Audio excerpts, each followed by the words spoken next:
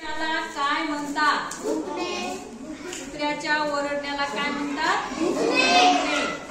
आता आपल्याला उत्तर सांगितलेलं आहे, ते उत्तर बरोबर आहे का चुकले आपण बघूता.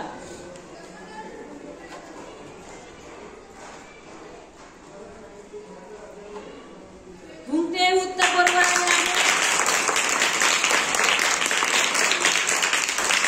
त्यानंतर दुसरा प्रश्न आहे, जसे केसांचा पुंजका तसेच पक्ष्यांचा कवा. बघूत आपण आता उत्तर बरोबर आहे का ते. हवा.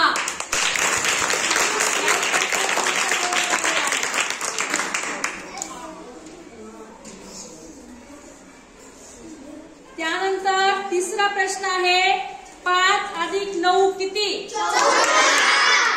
5 अधिक 9 किती? बघू का उत्तर? वा. हे पण प्रश्न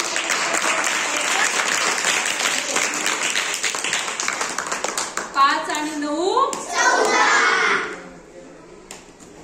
त्यानंतर पुढचा प्रश्न आहे, जसे नोटांचे पुडके तसे मुंग्यांची